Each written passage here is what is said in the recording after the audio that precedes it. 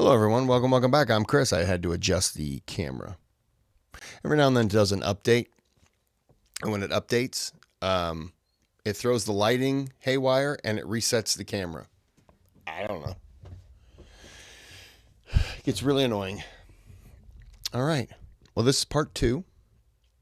This video is sponsored by Yasin Muhammad. This is Omar ibn al-Khattab, his leadership, his legacy, his death. This is the first. This is Dr. Omar. If you can, I got to click. If you can click that thumbs up, helps me out tremendously. Subscribe to the channel if you like the content. Click on the thanks button if you want to sponsor a video. Donate to the channel. Just say thanks or don't. All right. Ow. Another 22-minute video. So we'll run this bad boy to probably 44, 45 minutes. It'll be somewhere in that range. Let's go. It shouldn't be eaten by our children. It has to go out there. And Umar radiallahu ta'ala anhu had this famous saying, قال كيف يعنيني شأن الرعية إذا لم يمسني ما مسهم. He said, how can I consider myself to be a shepherd of this ummah when I am not touched with what my flock is touched with? All of this idea of responsibility for the ummah, love for the ummah, care for the ummah comes from Sayyidina Umar radiallahu ta'ala anhu, and this was his attitude in all times. In the time of the famine and otherwise, that Umar radiallahu ta'ala anhu hated that he would eat what the ummah could not eat, or that the ummah would suffer what he himself would not feel. Ibn Abbas radiallahu ta'ala anhuma, he says that one time we were at Hajj, and this is changing the culture of the people. And Safwan ibn Umayyah, he made some fancy food for him, and it was on a platter that was carried by 4 men. So these 4 men that were servants carried the food over to him. He's Amir al-Mu'mineen, and he used to do Hajj every single year. And they put it in front of him, and then the 4 men retreated, and they started to stand on the side. And Umar radiallahu anhu looked at them, and he said to Safwan, he said, aren't they going to eat? And he said, no, this is for us, not for them. And Umar radiallahu ta'ala anhu, he took his stick and he poked Safwan, and he almost knocked him over. And he said, who are you people to give preference to yourselves over these servants? And Umar radiallahu ta'ala anhu, he told all 4 of the men, he said, sit down, this is in Hajj. He said, sit down and eat. And they were shy. They're like, is he serious? He said, sit down and eat. And Umar radiallahu anhu stood and he assumed the place that they were assuming. This is the leader of the Muslims. Whether they were Muslim or not Muslim, this was how Umar radiallahu ta'ala anhu was. And subhanAllah, the examples in this regard are so many. I literally have about 30 stories in front of me. I can't go through them all. Of governors that would send Umar radiallahu anhu a special dish, and Umar radiallahu ta'ala anhu would send them back a really mean letter about why they're sending him a special dish. Because Umar radiallahu anhu considered it a form of bribery. Don't send me this stuff. Don't send me these clothes. Don't send me these dishes. Take care of those that are under your care and be the way that you are, so that when you meet Allah subhanahu wa ta'ala, you are not taken to task. And so the most famous thing that he becomes known for, radiallahu ta'ala anhu, is his night patrols. And these night patrols, if you remember, there was an incident with Abu Bakr radiallahu anhu. Just so you know, that Umar was constantly trying to live up to Abu Bakr. Right? أَتَعَبْتَ مَنْ جَاءَ مِنْ بَعْدِكَ. That's what he said. You've exhausted anyone that comes after you. Because no one can be as good as you. Remember that time that Umar radiallahu anhu followed Abu Bakr radiallahu ta'ala anhu out when he was the Khalifa, and he found him serving an old woman? Look at what that did to him. Talha ibn Ubaidillah radiallahu ta'ala anhu, he said, one time I saw Umar radiallahu anhu leaving his house late at night, and he kept on going to the same house on the outskirts of Medina. It's almost an identical story, by the way. And he said, so I got curious. So I followed him one night to see which house, why he keeps on going to this particular house. So he said, I went there, and in the morning, when Umar radiallahu ta'ala anhu left, I went inside and I saw an old woman. I knocked on the door and an old woman answered, and she had a disability and she was also blind. And I asked her, I said, who is that man that comes to you? And she said, he's a man who just likes to do, so, subhanAllah, he never even told her he was the Khalifa. He's a man who likes to do khair, he's a man who likes to do good. He comes out, he cooks for me every day, he cleans my house, and then he leaves. SubhanAllah. Umar radiallahu ta'ala anhu, Talha radiallahu anhu says, how long has he been coming to you? She said, for years. Years. SubhanAllah, years.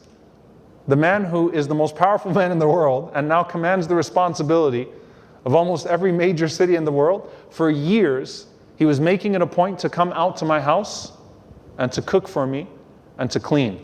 And he never even once bothered to say to her that he was Amir al-Mu'mineen. Talha radiallahu ta'ala anhu, he said, I put my head down and I started to say, Wayhak ya Talha, woe to you, O Talha, trying to follow or find fault with Umar radiallahu anhu. Like, what a shameful act that you did. Like, if you had any dhann, any bad suspicion inside of you about this man.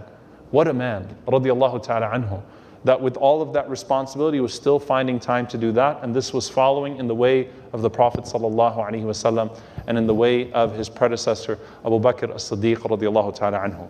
So what are some of the other famous incidents with Umar radiallahu ta'ala anhu? Probably the most famous one is one that involves himself and his wife, Kulthum bint Ali. May Allah be pleased with them. Kulthum was the daughter of Ali and Fatima radiallahu ta'ala anhuma, and the wife of Umar ibn Khattab radiallahu anhu.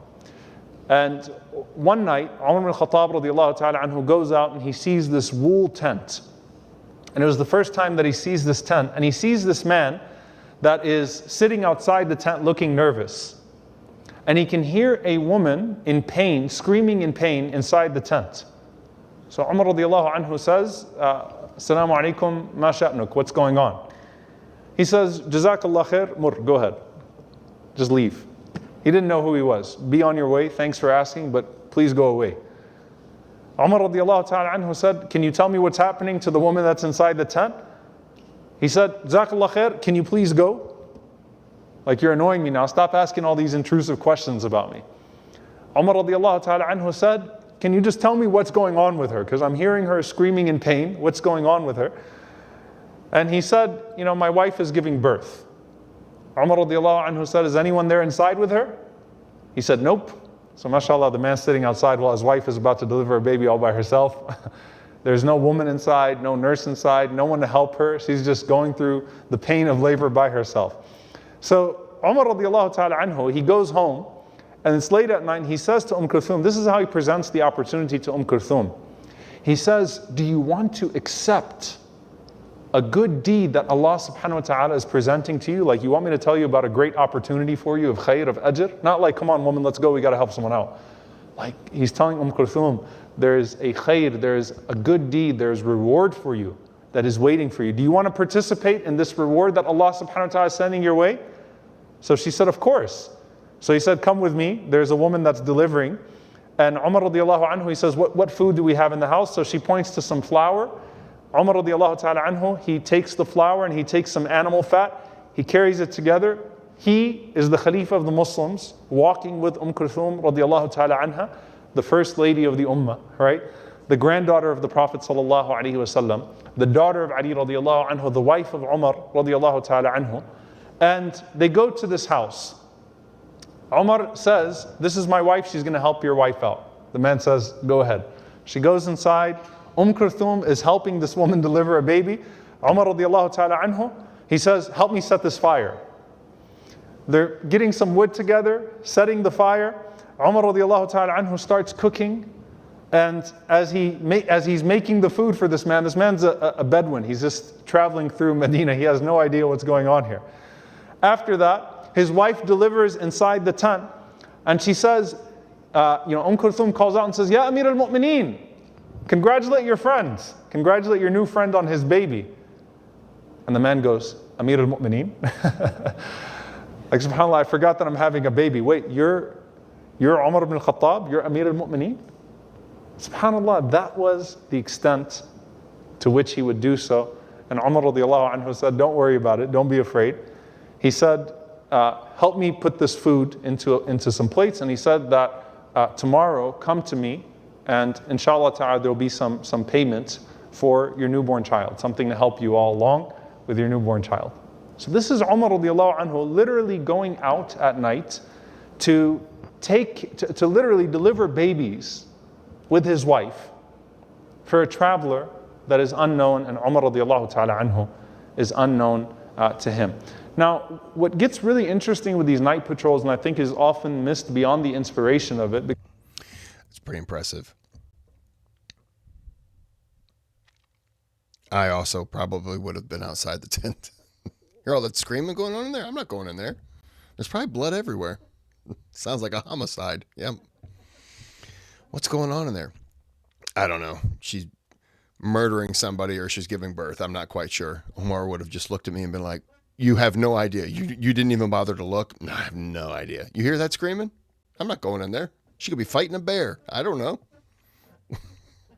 Was there a bear around here? I have no idea. I'm not going in the tent to find out. Peek your head in. You tell me what's going on. I would have been worthless. I would have showed up and they would have said, are you here to help deliver? I would have been like, yes. And I've brought this stick with me. And I'm going to leave the stick inside. Then I'm going to leave. Because me and that stick, pretty much going to do the exact same thing.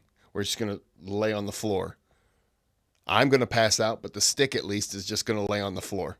It's going to take up a lot less space. Trust me, the stick is more important than I am. I'll see you guys later. That would have been me. I'm terrible. Because I want it to be practical as well, is that Umar radiallahu anhu derived policy from these night patrols. He derived policy from these night patrols. What do I mean by that? Abu Ubaid radiallahu ta'ala anhu says that one time Umar radiallahu anhu was walking and he saw an old blind man who was begging. So he tapped him on the shoulder and he says, which of Ahl al-Kitab are you? Which of the people of the book are you? Meaning, are you a Jew or are you a Christian? So he says to him, I'm a Jew. And he says to him, why do I see you begging? Why are you begging like this? And he says to him, because the jizya has become difficult on me in my old age. The jizya was the tax that the people of the book paid for protection in lieu of zakah. And it was even less than the zakah in the time of Umar. But he said, it's hard for me to pay the jizya. And I'm an old man and I can't take care of myself. Umar radiallahu ta'ala anhu takes him to his own home. He says, أَخَذْنَا مِنْكَ الْجِزْيَ فِي شَبِيبَتِكَ ثُمَّ ضَيَّعْنَاكَ فِي كِبَرِكَ. Said, we took the jizya from you when you were young and then we lost you when you were old. No way. He takes him to his own home. And he cares for him in his own home. And then Umar radiallahu ta'ala anhu calls for the keeper of Bayt al-Mal. And he takes the man to him and he says, take care of him and make sure that he never has to beg again. And make sure that the elders from the people of the book, from Ahl al-Kitab, never are begging. We have to take care of them. We're not going to punish them because they're elderly. We're not going to take the jizya from them and then lose them when they are old. They're also entitled. So he's deriving policies while he's doing these night patrols. One of the most famous incidents in this regard is that one time he was walking by a house and he heard a child crying and he saw a fire that was coming, from outside of the home. So he said, Ya Ahl al-Daw, O people of light, O people of the light, because he didn't want to say Ya Ahl al-Nar, O people of the fire. So he said, Ya Ahl al-Daw, O people of the light. He said, what's going on in there? So the woman calls out and she says, my baby is hungry. Umar radiallahu anhu says, why don't you feed him? Because it was a breastfeeding baby. Feed your child, nurse your child. So Umar radiallahu ta'ala anhu starts to walk away and the child yells louder. And she's holding her baby and she's doing this. But she's not feeding her child. So Umar radiallahu anhu comes back to her and he says, Ardi'i tiflik. Why don't you feed your child? And she doesn't answer him. Umar radiallahu anhu moves away and the child screams louder. So he comes. If this story ends with Omar opening up his shirt and saying, I'll do it myself, then this man is amazing. Back and he says, will you breastfeed your child? What a bad mom you are. Would you breastfeed your child? Why are you torturing your child? And she says to him, لأن عمر ينفق للطفل الفطيم ولا ينفق للرضيع. She said it's because Omar, she doesn't know it's Omar. She said because Omar gives a more generous payment to the child that is weaned than the breastfeeding child. When Omar radiallahu anhu distributes from Bayt al-Mal, he had a higher portion that he would give to the child when it was older than when the child was still breastfeeding. And that did not fit this woman. Umar radiallahu ta'ala anhu was so ashamed of himself Listen to what Abdurrahman ibn Auf radiallahu ta'ala anhu says. He said, Omar came to Fajr that day, and he was holding his beard and he was saying, Wayhaka ya ibn al-Khattab. Woe to you, O ibn al-Khattab. And Ibn Auf radiallahu anhu says, that day when we prayed Fajr behind him, he was weeping so much that we didn't understand anything he read from the Quran. You imagine, subhanAllah, how much that incident shook him? We did not know what surahs he just read in the salah because of how much he was weeping, radiallahu ta'ala anhu. And Umar radiallahu ta'ala anhu was saying, how many children have you killed? That's what he's saying to himself.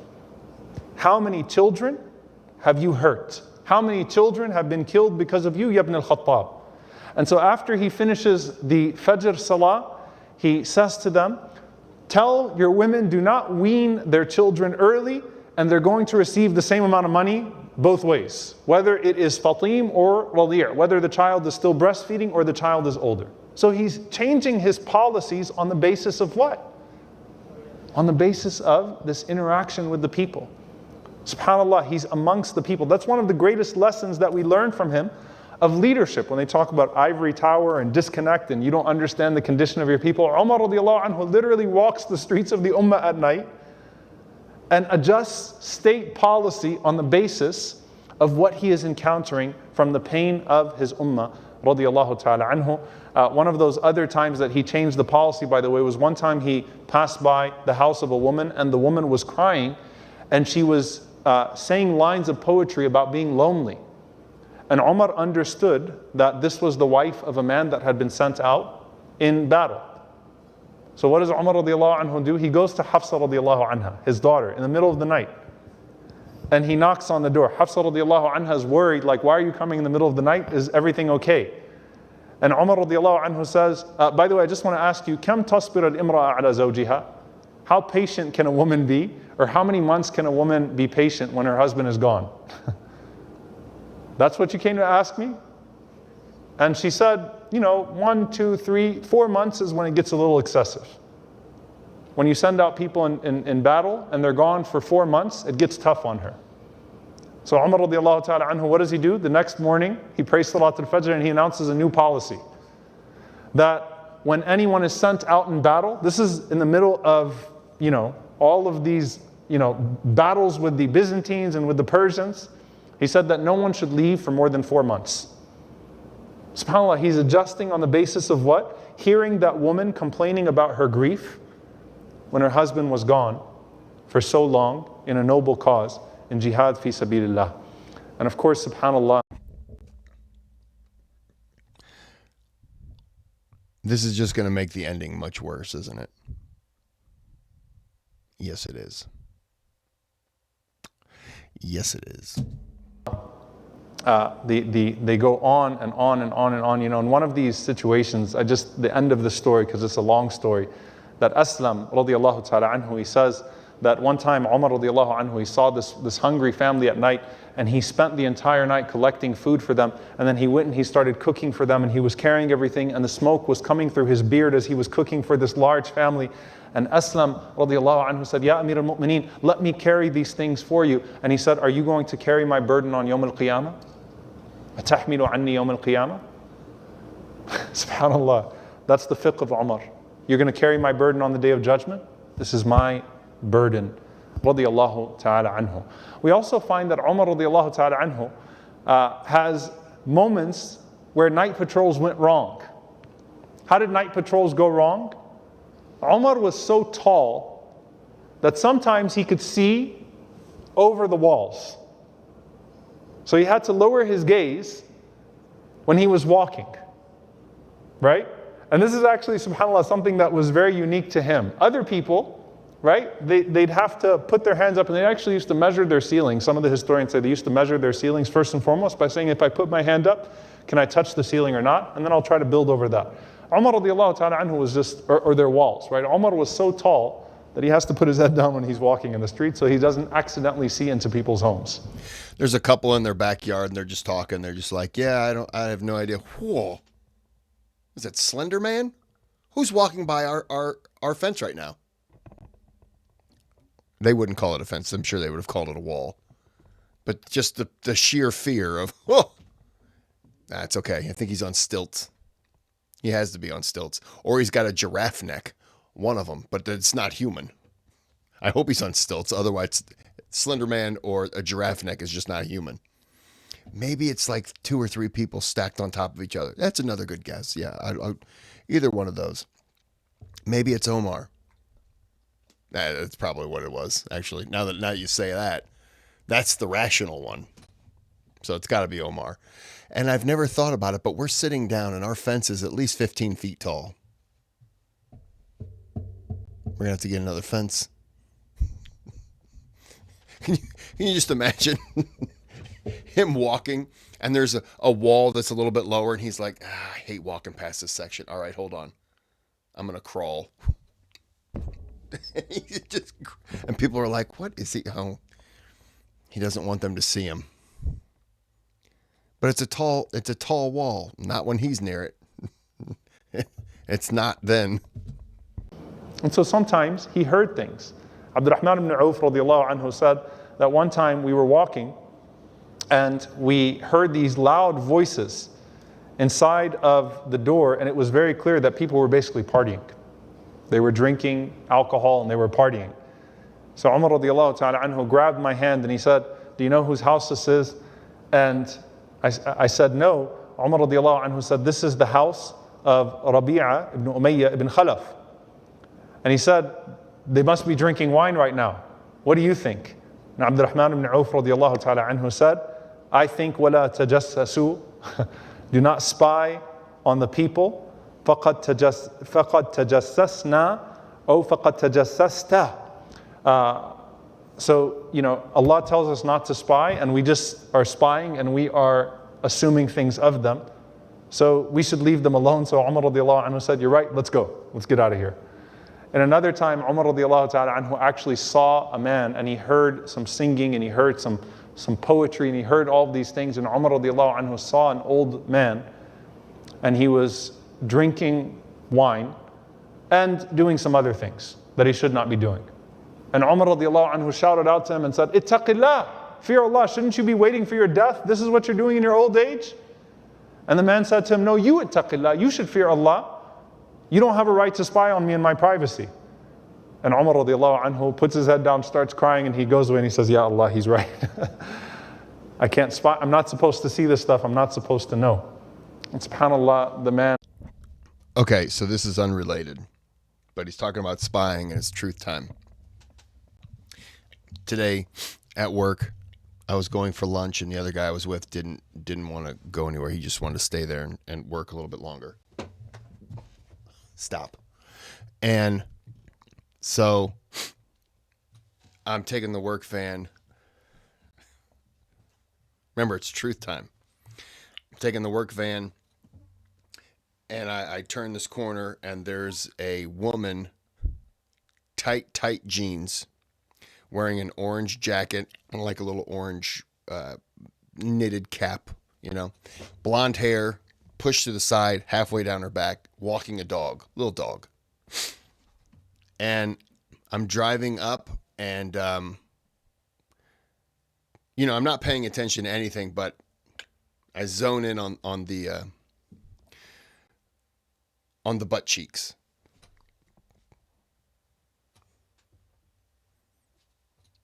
And I drive past and I stop. And the butt cheeks were nice. All right, I apologize. I looked at the butt.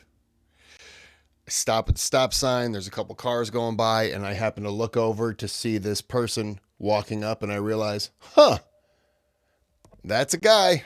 All right, time to take a left. Caught me. They got me. They had tight jeans on, long blonde hair. And I know it was a dude because it was the mustache that gave it away. So.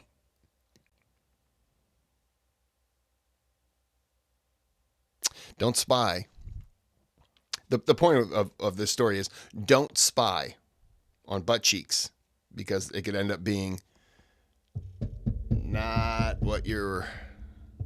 Back to the video. Cleaned himself up and he felt so ashamed of that incident with Umar radiallahu anhu that was a night actually that he made tawbah and he started to be regular in the masjid. So I certainly understand the ashamed part, because there's some stories you tell that you kind of shouldn't.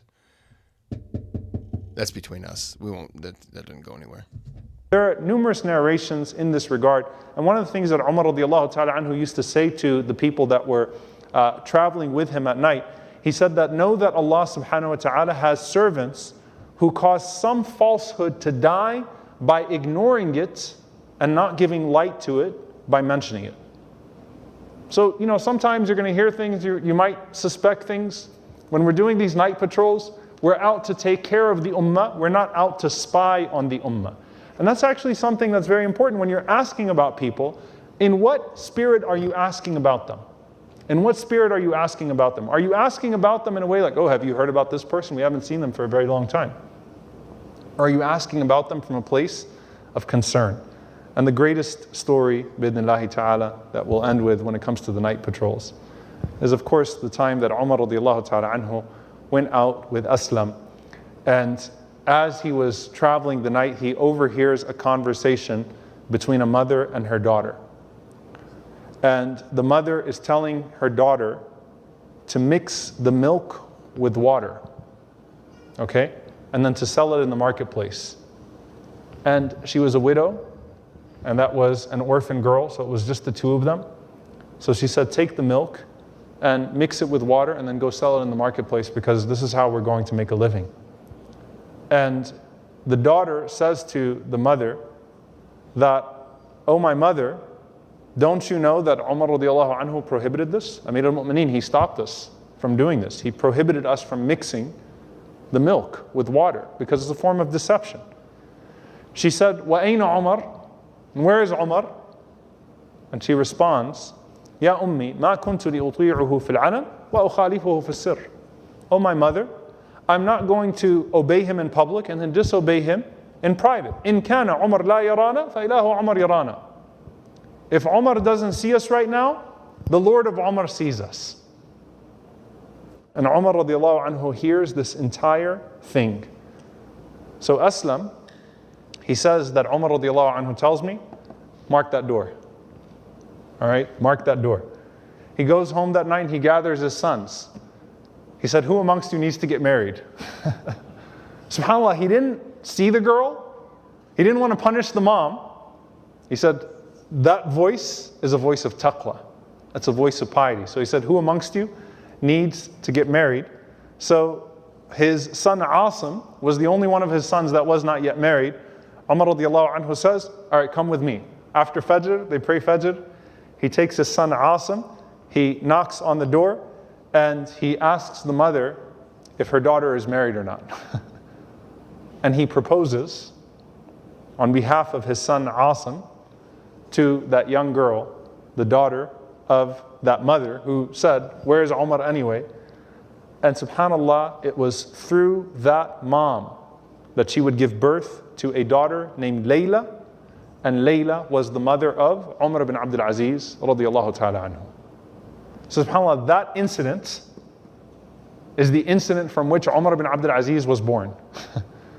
Was Umar hearing that young girl of taqwa that would become the eventual grandmother of Umar ibn Abdul Aziz radiallahu ta'ala anhu. That's incredible. SubhanAllah, that was the way that Allah put barakah in his thought, blessing in his thoughts. And look what the ummah benefited. The first reviver of this ummah, the first mujaddid of this ummah comes from that one incident. And when we talk about Umar being spoken to by the angels, Umar radiallahu ta'ala anhu wakes up one day. I'm gonna go back before he says Umar being spoken to. Yeah, we're gonna go back before he was spoken to by the angels. That's a crazy story to have just walked by and heard that. And instead of, when he said mark the door, I was figuring it was going to be, okay, mark that door, and then tomorrow we're going to follow them to the market with this. We're going to buy it and just take it off the shelf, and then maybe then kind of say, hey, not take it off the shelf, but buy it so that no one else does. And that way they can have some money, giving them some money, but then maybe go to them and say, hey, you can't do this. I'm not going any, I'm not going to say anything else, but you can't do this. I figured he was going to go that route. But instead, to look at what the girl said,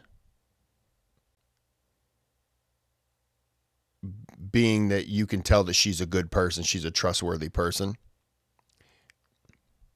that kind of also puts that mother in a spot where she's like, where's Omar?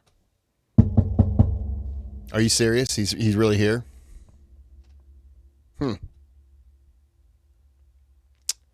Did not expect that. And then he can just play it off. Hey, look, I was walking through and I heard a voice and it was a nice voice and I decided that my son should marry that voice. Put him in a situation where he kind of